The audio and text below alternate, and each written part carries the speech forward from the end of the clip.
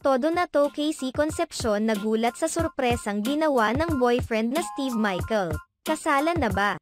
Sa wakas ay ipapalabas na sa September 17, ang international movie ni Casey Concepcion na Asian Persuasion. Kaya naman, todo suporta ang nobyo nito na Adya pa talaga sa New York. Sa kamakailang post ni Steve ibinahagi niyang memorable sa kanya ang New York dahil naroon ang kanyang special one. New York is a memorable place for many, and has become a special one for me as well. Flying to the city this time for American Rom-Com and at Soho Film Fest selection, at Asian Persuasion Film to support a special someone. If you're in town, snag your tickets for the 17th of September, as premiere night is sold out.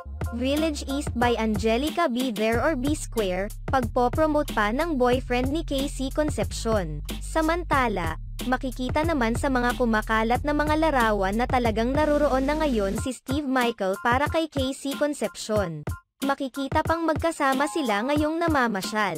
Marami rin ang kinikilig sa mga larawan at video clips na ibinabahagi nila sa social media. Ayon pa sa mga fans ng aktres na talagang maswerte ito sa nobyo na napaka-supportive at tumutulong pa sa pagpopromote ng kanyang pelikula. Sa kabila nito, marami pa rin ang kumukwestiyon sa relasyon nilang dalawa. Subalit, hindi na umano ito alintana pa ni Casey dahil ang masusunod na umano ngayon ay ang kanyang sarili.